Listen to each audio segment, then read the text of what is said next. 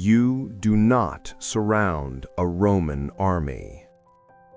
For centuries, there is one rule every general in the Mediterranean understands. Rome can lose battles.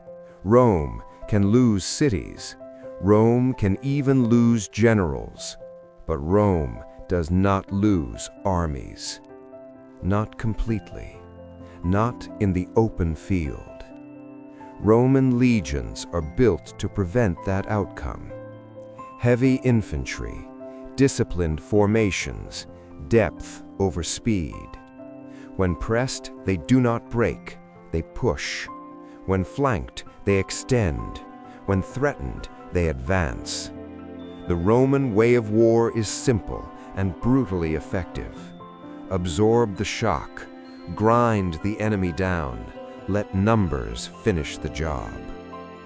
And by 216 BCE, Rome believes this rule is absolute.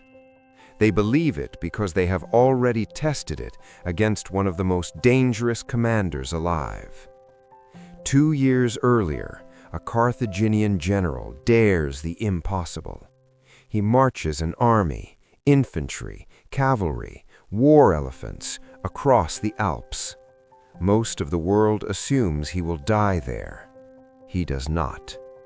Instead, he appears in northern Italy like a ghost. His name is Hannibal Barca. Rome responds the only way it knows how: force. At the Trebia River, Roman legions attack him head-on. They are ambushed. Thousands die. At Lake Trasimene, a Roman army marches into fog. Hannibal destroys it in hours. 15,000 dead, a consul killed. Rome panics. But panic does not mean doubt. The Senate convinces itself of one thing: Hannibal wins because Rome has not yet brought its full weight down on him. He has beaten armies. He has not yet faced Rome. So they decide to end the war in a single blow. They raise the largest army Rome has ever assembled: 8 legions, allied contingents, nearly 90,000 men. The plan is simple, brutal, final. Find Hannibal, pin him, crush him with numbers. Because there is one truth everyone knows: you do not surround a Roman army. But in the summer of 216 BCE, on a flat, dusty plain near a village called Cannae, one man decides to break that rule forever. You are Hannibal Barca. You are in your early 30s, already a veteran of more battles than most generals fight in a lifetime. You grew up in the shadow of Rome. As a child, your father, Hamilcar, makes you swear an oath at the altar: eternal hatred of Rome. Not revenge, not anger, purpose. You learn war young. Spain, skirmishes, sieges, logistics. You learn how men break. You learn how fear moves faster than steel.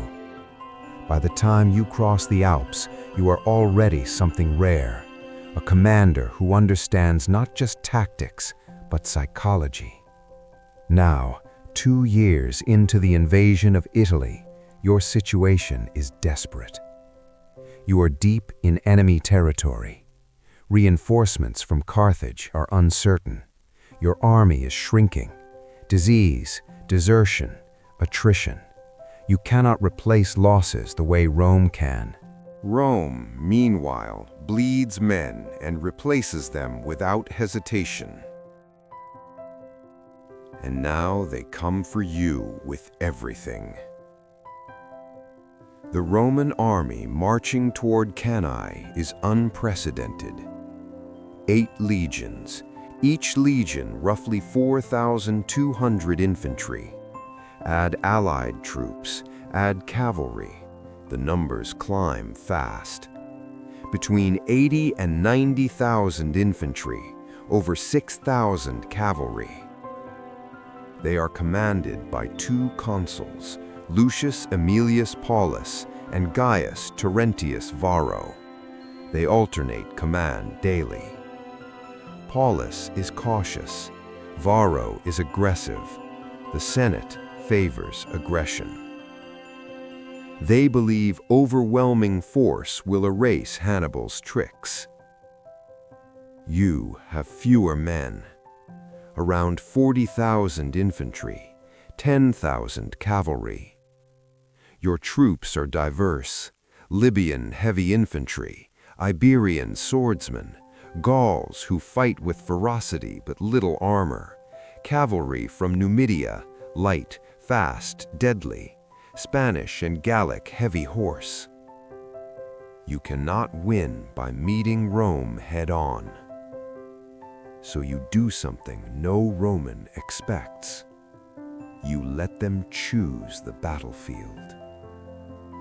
Cannae is flat, open, perfect for massed infantry. The Romans see it as ideal ground for annihilation. You see it as a trap. Because you are not trying to break the Roman army. You are trying to erase it. As dawn breaks on August 2nd, 216 BCE, the dust rises. Tens of thousands of feet shuffle into position. Bronze helmets glint in the sun.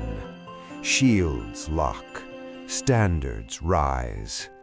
Rome believes this is the day Hannibal dies.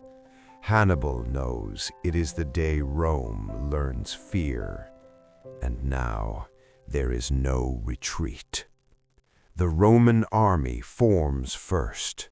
You watch them from horseback. Their infantry mass in the center, deeper than usual, not wider, deeper. They intend to punch straight through you.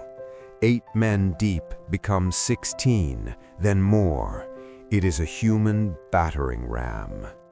Their cavalry deploys on the flanks, Roman horse on one side, all allied cavalry on the other. Across the field, your army waits. You place your weakest infantry, the Gauls and Iberians, in the center. Not behind, not protected, forward. They form a slight bulge, a crescent that pushes toward the Romans. Your strongest infantry, the Libyans, wait behind, angled inward on both flanks. Veterans, disciplined, silent. Your cavalry is uneven, but brilliant. On your left, near the river Aufidus, you mass your heavy cavalry, Spanish and Gallic horse, outnumbering the Roman cavalry there. On your right, the Numidians, light cavalry, fast, harassing, never meant to stand still. The Romans see your center. They smile. Varro gives the order. The Roman infantry advances. The ground shakes. Tens of thousands move forward as one. Shields up. Pila ready. Drums beat. Officers shout. The distance closes. 200 yards. 100. 50. The Roman pila fly. Iron shanks slam into shields, bend, drag them down. Men stumble. The Gauls scream and rush forward. Contact. Steel hits flesh. Shields crash. The noise is overwhelming, metal on metal, men shouting, bodies falling. Dust fills the air. You taste grit with every breath. The Roman center pushes. Your center gives ground. Slowly, deliberately, step by step, the Gauls and Iberians fall back. Not in panic, not breaking, yielding. The Roman infantry surges forward, deeper and deeper into the bulge. They think they are winning. They do not notice the shape changing. From above, the crescent straightens, then bends inward. The Roman formation compresses. Men press forward, packed tight. There is no room to maneuver, no room to retreat. On the left flank, your heavy cavalry charges. They hit the Roman cavalry like a hammer.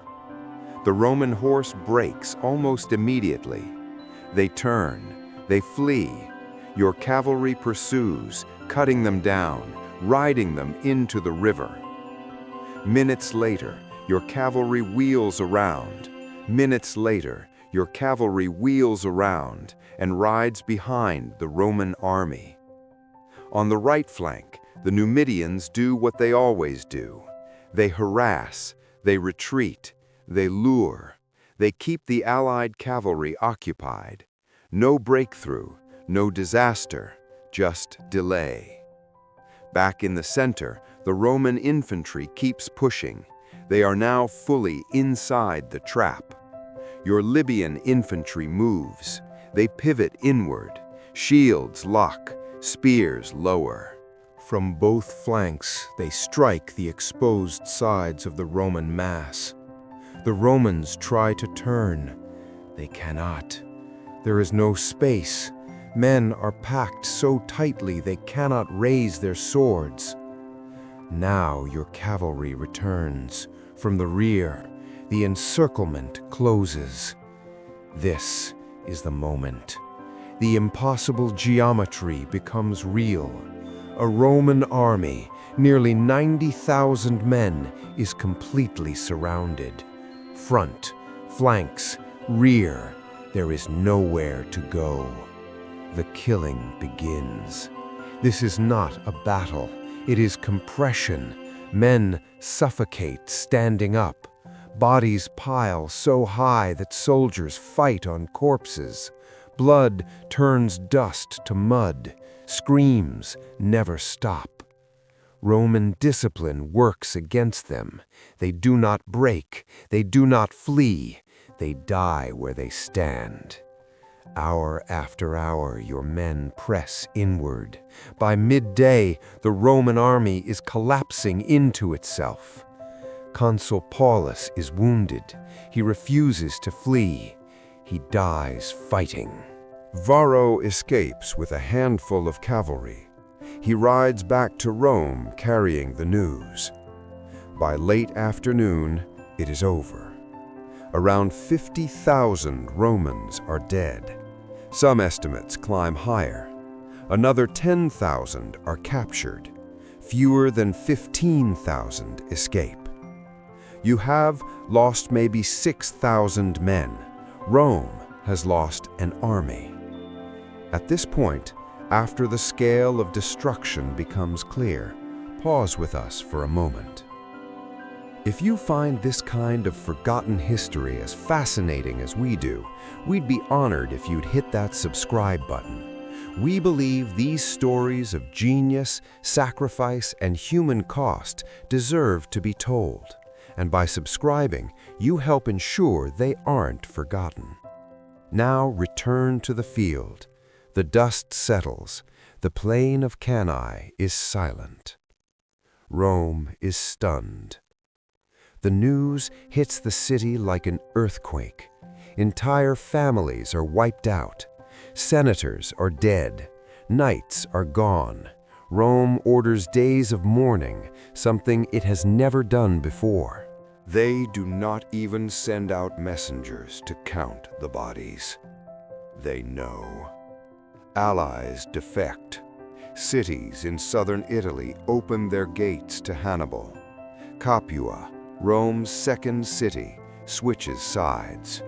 For the first time, Rome considers negotiation. What they don't know, what they will not understand for years, is that Cannae, changes warfare forever. Generals study it for centuries. Napoleon, Schlieffen, Patton. Encirclement becomes doctrine. The double envelopment becomes legend. Rome itself changes. No more reckless aggression, no more masked arrogance. They adopt Fabian tactics, avoid battle, wear Hannibal down, starve him of opportunities. Hannibal never again gets a chance like Cannae, and Rome slowly, painfully learns how to survive it. Epilogue. Hannibal Barca never takes Rome. He spends years in Italy, undefeated in battle, but unsupported by Carthage. Eventually, he is recalled, defeated at Zama, exiled. He dies years later, far from the battlefield, choosing poison over capture. But Cannae never dies. To this day, military academies teach it as the perfect battle. Tens of thousands of Roman citizens, farmers, sons, brothers, vanish in a single day. Many of their names are lost, their bodies never returned home, and yet they are remembered. Because on that plain, Rome learned humility. If this story moved you, please hit that like button. Every click tells the algorithm this piece of history is worth remembering. We're dedicated to rescuing these forgotten stories from the archives.